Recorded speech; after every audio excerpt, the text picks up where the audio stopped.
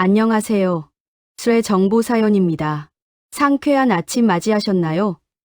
바쁜 하루를 시작하기 전 잠시 마음을 가다듬는 이 시간이 우리 시청자분들께는 정교하게 돌아가는 시계 태엽처럼 활기차고 정확한 행복이 되기를 바랍니다. 가장 낮은 곳에서 타인의 멈춰버린 시간을 살려주며 50년을 묵묵히 헌신해온 한 장인. 하지만 세상은 그 정직한 노동을 낡고 지저분한 것이라 비웃으며 소중한 도구와 자부심까지 쓰레기통에 던져버렸습니다. 자신의 화려한 직함 뒤에 숨어 진짜 명장의 가치를 짓밟았던 오만한 자에게 돌아온 세상에서 가장 서늘하고도 정교한 인연의 심판. 지금부터 진정한 명품이 어디에서 오는지 보여주는 기적 같은 이야기를 시작합니다. 안녕하세요. 종로 뒷골목에서 50년 넘게 돋보기를 끼고 시계 태엽을 만져온 박 노인이라고 합니다. 제 가게는 겨우 한 사람이 앉으면 꽉 차는 한평 남짓한 작은 공간입니다. 하지만 저는 이곳에서 지난 반세기 동안 전 세계의 수만 가지 시간을 고치고 어루만져 왔습니다. 우리네 중년의 삶이라는 게 참 그렇습니다. 앞만 보고 숨가쁘게 달려오다 어느 날 문득 걸음을 멈추고 돌아보면 훌쩍 지나가 버린 세월 앞에 덩그러니 서 있는 자신을 발견하곤 하지요. 멈춰버린 시계를 들고 저를 찾아오시는 분들의 표정도 꼭 그렇습니다. 아버지의 유품인 낡은 회중시계, 젊은 시절 아내와 함께 맞췄던 빛바랜 예물시계. 그 멈춰버린 초침 속에는 돌아갈 수 없는 고향의 저녁 연기 같은 그리움과 이제는 곁에 없는 부모님의 따뜻한 품, 그리고 눈물겹도록 찬란했던 우리들의 어린 시절이 고스란히 묻어 있습니다. 저는 그저 기계를 고치는 것이 아니라 누군가의 멈춰버린 추억에 다시 숨결을 불어넣는다는 마음으로 이 자리를 지켜왔습니다. 시계의 톱니바퀴가 다시 맞물려 째깍하고 뛸 때면 마치 돌아가신 어머니의 심장 소리를 다시 듣는 것처럼 제 가슴마저 벅차오르곤 했지요. 그렇게 제 손끝에는 지나온 시절의 묵직한 향수가 기름때처럼 까맣게 배어 있습니다. 그런데 얼마 전이었습니다. 제 작은 수리점 바로 옆에 세계적인 명품 시계 브랜드인 루체의 대형 매장이 화려하게 문을 열었습니다. 밤이 되면 눈이 부실 정도로 찬란한 조명을 밝히는 그곳은 낡고 쾌쾌한 제 가게와는 너무도 다른 세상이었습니다. 그 화려함 앞에서 저는 문득 밀려드는 중년의 깊은 고독과 허무함을 느껴야 했습니다. 평생을 바쳐 묵묵히 내 길을 걸어왔다고 믿었는데 세상은 어느새 저 멀리 앞서가 버린 것만 같았지요. 우리 나이가 되면 다들 한 번쯤 겪는 서글픔일 겁니다. 자식들은 커서 제품을 떠나고 세상은 스마트폰이니 로봇이니 하며 낯설게 변해가는데 나만 덩그러니 낡은 골동품이 되어버린 것 같은 그 먹먹한 말입니다. 그 매장의 책임자인 김 점장은 저를 동네의 흉물 취급했습니다. 번듯한 양복을 입은 그 젊은 점장은 어느 날 제게 다가와 차가운 목소리로 쏘아붙였습니다. 이런 낡은 수리점이 우리 브랜드 품격 다 깎아먹네요.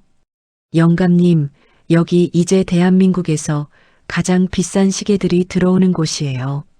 이런 쾌쾌한 기름 냄새 나는 수리점이 입구 옆에 있으면 우리 VIP들이 뭐라고 하겠습니까? 당장 짐 싸서 나가세요. 그의 날선 말들은 제 가슴 깊은 곳에 생채기를 냈습니다. 나이가 든다는 건 어쩌면 이렇게 세상의 한 구석으로 자꾸만 밀려나는 과정을 덤덤히 받아들여야 하는 일인지도 모르겠습니다. 김 점장의 횡포는 거기서 끝이 아니었습니다. 그는 자신의 실적과 매장의 외관을 위해 제 가게를 강제로 철거하려고까지 했습니다. 그러던 어느 비 오는 날 그는 제 작업대 위를 보더니 미간을 찌푸렸습니다.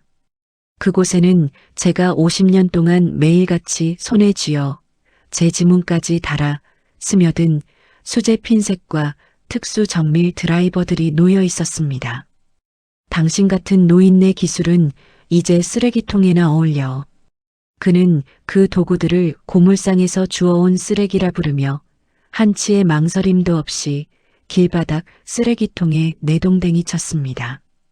영감님, 요즘은 다 로봇이 시계 만들고 수리해요. 이런 구식도구로 뭘 고친다고. 이거 다 세균 덩어리니까 내가 대신 치워드린 겁니다.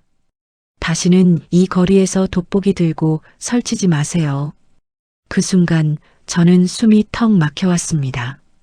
그 핀셋은 제게 단순한 쇠붙이가 아니었습니다. 0.01의 오차도 허용하지 않는 시계장인으로서의 자존심이자 제 분신이었습니다. 무엇보다 그 도구들은 가난했던 시절 아내의 눈물을 닦아주고 배고프다 보채는 어린 자식들의 입에 밥을 넣어주던 가장의 거룩한 생명줄이었습니다. 가장의 무게를 견디며 살아온 우리네 아버지들이라면 그 도구의 의미를 누구보다 깊이 이해하실 겁니다. 비가 내리는 차가운 보도블록 위에서 저는 허리를 굽혀 쓰레기통을 뒤졌습니다. 빗물인지 눈물인지 모를 것이 주름진 뺨을 타고 쉴 새 없이 흘러내렸습니다. 길바닥에 흩어진 낡은 핀셋을 주워드는 제 손이 파르르 떨렸습니다. 버려진 것은 도구가 아니라 평생을 정직하게 살아온 제 삶 그 자체인 것 같았기 때문입니다. 쓰레기통 속에서 제 분신들을 주워 담으며 저는 소리 없이 울어야 했습니다. 문득 평생 못난 남편 만나 고생만 하다가 하늘로 먼저 떠난 아내의 얼굴이 떠올랐습니다. 당신 손은 세상에서 제일 마법 같은 손이야라며 거칠어진 제 손을 호흡으로 녹여주던 아내의 따뜻한 체온이 그리워서 가슴이 무너져 내렸습니다. 우리가 중년이 되고 노년이 되어간다는 것은 때로는 이렇게 세상의 무례함 앞에서 한없이 작아지는 자신을 마주하는 일입니다. 하지만 저는 그 빗속에서 도구들을 품에 안으며 다짐했습니다. 세상이 나를 쓰레기 취급할지라도 내가 살아온 정직한 세월만큼은 스스로 부끄럽지 않게 껴안아야겠다고 말입니다. 자식들에게 부끄럽지 않은 아버지가 되기 위해 그리고 평생을 동고동락해온 내 도구들에 대한 예의를 지키기 위해 저는 다시 일어서야만 했습니다. 가게로 돌아와 젖은 핀셋의 물기를 닦아내며 저는 마음을 다스렸습니다. 나이가 들면서 배우는 가장 큰 지혜는 바로 비우는 법이 아닐까 싶습니다. 끓어오르는 분노도 세상에 대한 원망도 결국은 내 마음의 감옥을 만들 뿐이라는 걸 긴 세월을 통해 깨달았으니까요. 도구를 닦고 또 닦아내듯 저는 마음속의 응어리들을 조용히 닦아냈습니다. 그러고 보면 인생의 시계도 이와 같습니다. 태엽이 너무 팽팽하게 감겨 있으면 언젠가는 끊어지고 맙니다. 때로는 느슨하게 풀어주고 멈추면 잠시 쉬어가며 기름칠을 해주는 여유가 필요하지요. 건강을 잃고 노후를 걱정하는 우리네 친구들과 소주 한 잔을 기울일 때면 늘 하는 말이 있습니다. 이제는 좀 내려놓고 비우고 살자꾸나. 수만 개의 시계를 고치면서 제가 진정으로 배운 것은 기술이 아니라 순리에 순응하는 법이었습니다. 누군가의 손목에서 함께 울고 웃었을 시계들을 고치며 저는 세상의 모든 인연과 시간은 억지로 쥐려 한다고 쥐어지는 것이 아님을 알았습니다. 김 점장의 그 오만한 태도 역시 아직 인생의 태엽이 너무 팽팽해서 그런 것이려니 하고 너그럽게 품어보려 애썼습니다. 그것이 나이든 사람만이 가질 수 있는 넉넉한 품격일 테니까요. 며칠 뒤 골목이 아침부터 떠들썩했습니다. 김 점장이 본인의 승진을 위해 야심차게 기획한 VVIP 초청 행사가 열리는 날이었지요. 가게 앞에는 붉은 카펫이 깔리고 수많은 취재진과 수행원들이 진을 쳤습니다. 곧이어 검은색 최고급 세단이 미끄러지듯 멈춰서더니 전용기를 타고 스위스에서 날아온 루체그룹의 필립 회장이 내렸습니다. 김 점장은 땀을 뻘뻘 흘리며 뛰어나가 비굴할 정도로 허리를 90도로 꺾으며 인사했습니다. 회장님, 어서 오십시오. 당신의 명성에 걸맞은 대한민국 최고의 명품관을 드디어 완성했습니다. 자, 안으로 모시겠습니다. 김 점장은 혹여라도 회장의 눈에 제 누추한 가게가 띌까봐 큰 화분들로 제 가게 앞을 교묘하게 가려두기까지 했습니다. 겉모습과 화려한 포장만이 전부라고 믿는 그 젊은이의 눈에는 낡고 늙어버린 제가 그저 감추고 싶은 오점이었을 겁니다. 저는 그저 가게 앞 작은 의자에 앉아 쓰레기통에 버려졌던 제 오랜 핀셋을 조용히 닦으며 그 소란을 무심하게 지켜보고 있었습니다. 화려한 세상의 중심과 소외된 변두리 그 경계선에서 우리 중년들은 가끔 투명 인간이 된 것 같은 씁쓸함을 맛보곤 하지요. 그런데 그때였습니다. 화려한 쇼케이스가 빛나는 매장 입구로 향하던 필립 회장의 걸음이 돌연 멈춰 섰습니다. 그의 시선이 향한 곳은 가려진 화분 틈 사이로 언뜻 비친 제 손이었습니다. 정확히 말하면 제 손에 들려있던 그 낡고 볼품없는 특수 핀셋이었지요. 필립 회장은 주변 수행원들이 당황하여 말릴 틈도 없이 레드카펫을 벗어나 제게로 성큼성큼 다가왔습니다.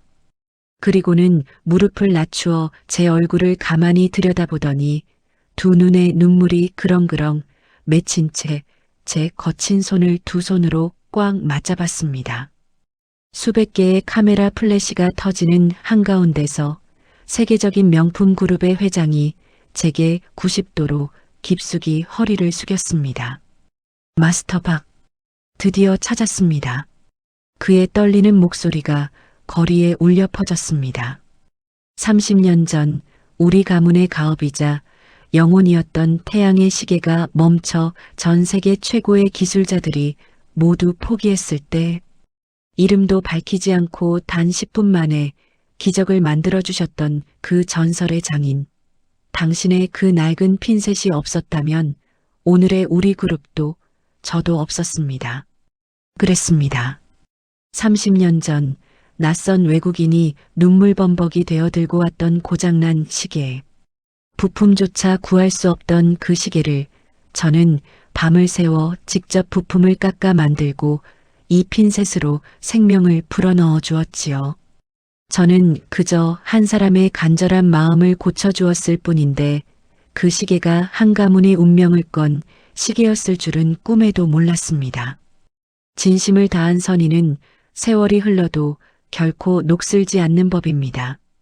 그 순간 옆에 서 있던 김 점장의 얼굴은 하얗게 질려 사색이 되었습니다. 입을 다물지 못하고 부들부들 떠는 그의 모습은 처연하기까지 했습니다. 자신이 고물상 노인네라며 멸시하고 그의 도구를 쓰레기통에 던져버렸던 그 초라한 늙은이가 사실은 전 세계 시계 명장들이 스승으로 떠받드는 살아있는 전설이었다는 사실을 알게 된 것이지요. 저와 이야기를 나누던 필립 회장은 김 점장이 제 가게를 쫓아내려 했고 심지어 제 분신 같은 도구들을 쓰레기통에 내던졌다는 사실을 듣게 되었습니다. 순간 온화했던 회장의 안색이 서늘하게 굳어졌습니다. 김 점장, 회장의 낮고 단호한 목소리가 떨어졌습니다. 당신은 화려한 명암과 눈부신 조명만 좇느라 그 빛을 만들어내는 진짜 기술과 뿌리가 어디서 오는지 전혀 모르는군. 내 평생의 은인이자 우리 브랜드의 정신적 지주이신 분의 자부심을 짓밟은 자가 우리 브랜드를 대표할 수는 없소. 도구의 가치를 모르는 자에게 시계를 맡길 수는 없는 법. 당신은 오늘부로 해고이며 업계 전체에 당신의 무례함을 알리겠소. 눈먼 자만심으로 똘똘 뭉쳐있던 한 젊은이의 몰락이었습니다. 그는 결국 그 바닥에서 매장당해 다시는 시계 근처에도 가지 못하는 신세가 되었습니다. 통쾌하다기보다는 본질을 잃어버리고 껍데기만 좇는 현대 사회의 서글픈 단면을 보는 것 같아 마음 한구석이 씁쓸해졌습니다. 그 일이 있은 후 제 삶에는 작은 기적이 찾아왔습니다. 필립 회장은 제 낡은 가게를 헐어버리는 대신 그 자리를 보존하여 대한민국 시계 명장 박물관으로 새롭게 단장해 주었습니다.